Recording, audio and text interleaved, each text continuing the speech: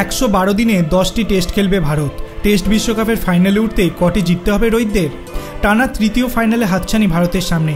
বিশ্ব টেস্ট চ্যাম্পিয়নশিপের পয়েন্ট তালিকা এখন সকলের উপরে রয়েছে তারা। ভারতের পয়েন্ট শতাংশ 68.52, কিন্তু এখনও ফাইনাল নিশ্চিত হয়নি। সামনে টানা 10টি টেস্ট খেলবে ভারত। ফাইনালে উঠতে তার মধ্যে অন্তত কটি জিততে হবে রোহিত শর্মাদের? 19 সেপ্টেম্বর থেকে বাংলাদেশের বিরুদ্ধে টেস্ট সিরিজ শুরু হবে ভারতের। ঘরের মাঠে 2টি টেস্টের পরে নিউজিল্যান্ডের বিরুদ্ধে 3টি টেস্ট খেলবে রোহিতেরা। তারপরে নভেম্বরে অস্ট্রেলিয়া যাবে তারা, সেখানে রয়েছে 5টি টেস্ট, চলবে 9 জানুয়ারি পর্যন্ত। পয়েন্ট তালিকায় ভারতের পরে দ্বিতীয় স্থানে রয়েছে অস্ট্রেলিয়া, তাদের পয়েন্ট শতাংশ 62.50। 3 নম্বরে থাকা নিউজিল্যান্ডের পয়েন্ট শতাংশ 50, অর্থাৎ দ্বিতীয় ও তৃতীয় স্থানে থাকা দলের বিরুদ্ধে ভারতকে খেলতে হবে। সংবাদ মাধ্যমে প্রকাশিত রিপোর্ট অনুযায়ী 10টির মধ্যে অন্তত 7টি টেস্ট জিতলে ভারতের পয়েন্ট শতাংশ 68.52 থাকবে।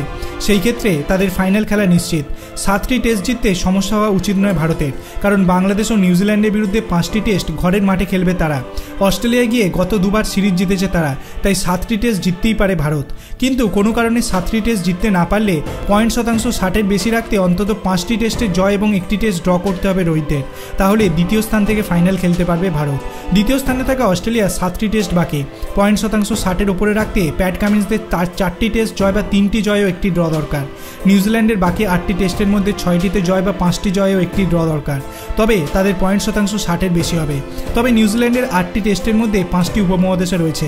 এই পরিসংখ্যান থেকে স্পষ্ট যে এখনও 3 দলেরই সুযোগ রয়েছে বিশ্ব টেস্ট চ্যাম্পিয়নশিপের ফাইনালে ওঠার। তাই দেশের মাটিতে বাংলাদেশ ও নিউজিল্যান্ডের বিরুদ্ধে 5টি টেস্টই জেতার চেষ্টা করতে হবে রোহিতদের।